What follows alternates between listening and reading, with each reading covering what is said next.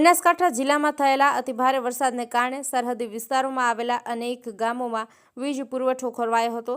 જિલ્લા કલેક્ટર મિહિર પટેલ અને જિલ્લા વહીવટીતંત્રના માર્ગદર્શન હેઠળ યુટિલિટી વિભાગની યુજીવીસીએલ ટીમ દ્વારા યુદ્ધના ધોરણે કામગીરી હાથ ધરવામાં આવી હતી। અવિરત રાત દિવસના પરિશ્રમ બાદ જિલ્લાના અસરગ્રસ્ત 294 ગામોમાં આજે વીજ પુરવઠો પૂર્વવત પુનઃ સ્થાપિત કરવામાં આવ્યો છે। હાલ માત્ર 3 ગામોમાં જ કાર્ય પ્રગતિ પથ પર છે, જ્યાં ઝડપથી વીજ પુરવઠો શરૂ કરવામાં આવશે। જિલ્લા કલેક્ટર મિહિર પટેલે યુજીવીસીએલના અધિકારીઓ અને કર્મચારીઓ દ્વારા કરાયેલા અવિરત પરિશ્રમને અભિનંદન પાઠવ્યા છે તથા વરસાદી આફત વચ્ચે લોકો સુધી ઝડપથી સુવિધાઓ પહોંચાડવા માટેના સંકલ્પને બિરદાવ્યો છે। થરાદના ગ્રામીણ વિસ્તારમાં યુવતી સાથે બીભત્સ માંગણી કરી માર્યો માર। ગઢસીસર ગામે યુવતીને માર મારી અને છેડતી કર્યાની નોંધાઈ ફરિયાદ। ખેતરમાં ઢોર ઘૂસવાની બાબતે છેડતી અને માર માર્યાની ઘટના। યુવતીને પકડીને શરીરના અંગોની છેડતી કરતા યુવતી બૂમાબૂમ કરતા આરોપીના સંબંધી પણ ધોકો માર્યો।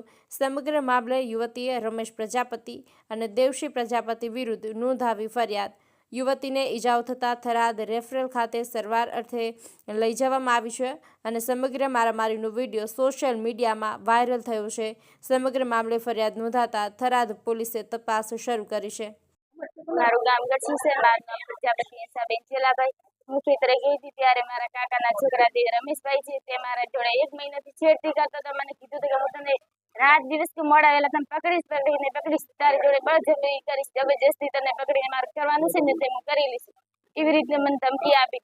જ્યારે પછી આ મને એકલી જોઈને એ રમેશે મારી જોડે બળજબરી કરવા રેપ કરવા આવ્યો ત્યારે મેં એને ધક્કો મૂકીને દૂર કાઢ્યો તો એ મારી જોડે માથે આવ્યો તો એટલે પછી મેં ધક્કો મૂકીને છેડો કાઢ્યો તો મને એમ કીધું એટલે એને મને ખૂબ જ માર માર્યો। માથામાં ને કમરમાં ખૂબ ધોકા થયા। મારા કપડા આગળ પડાવીને જોઈથી આખા મારા કપડા પડાવીને અને હું થરાદની પોલીસને વિનંતી કરું છું કે મને ન્યાય અપાવો જ, મને ન્યાય મળશે જ। મને વિશ્વાસ પૂરેપૂરો વિશ્વાસ છે કે મને થરાદની પોલીસ ઉપર કે મને ન્યાય મળશે।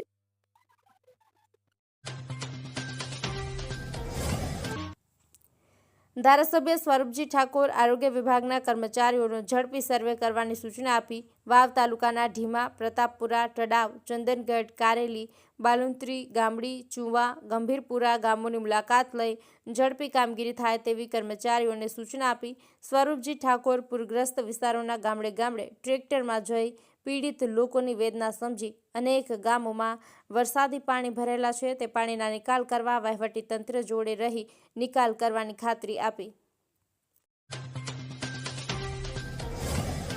કડીના કરણનગર ગામ પાસેથી પસાર થતી નર્મદા કેનાલ વાય જંકશન પાસે નંદાસણના યુવકે મોતની છલાંગ લગાવી આત્મહત્યા કરી લેતા ચકચાર મચી ગઈ છે।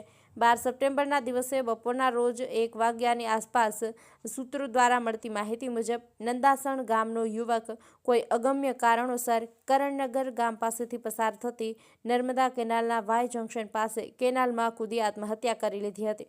જોકે તેને કેનાલમાં પડતા જોઈ જતા લોકો ત્યાં દોડી આવ્યા હતા અને તાત્કાલિક ફાયર બ્રિગેડને જાણ કરવામાં આવી હતી। ફાયર બ્રિગેડે તેમજ સ્થાનિક તરવૈયાની મદદથી ભારે જહેમત બાદ યુવકના મૃતદેહને બહાર કાઢવામાં આવ્યો હતો। ચોટીલા ડુંગર પર શ્રી ચામુંડા માતાજીના મંદિરે તારીખ 22/9/2025 થી 1/10/2025 નવરાત્રી દરમિયાન આરતી તેમજ હવનાષ્ટમી વગેરેનો સમય આ મુજબ રહેશે, જેમાં તારીખ 22/9/2025ના રોજ પ્રથમ નોરતા અને તારીખ 30/9/2025ના 8મા નોરતાની સવારે આરતીનો સમય 4 વાગ્યાનો રહેશે, જ્યારે નવરાત્રિના બાકીના 7 દિવસ સવારની આરતીનો સમય 5 વાગ્યાનો રહેશે।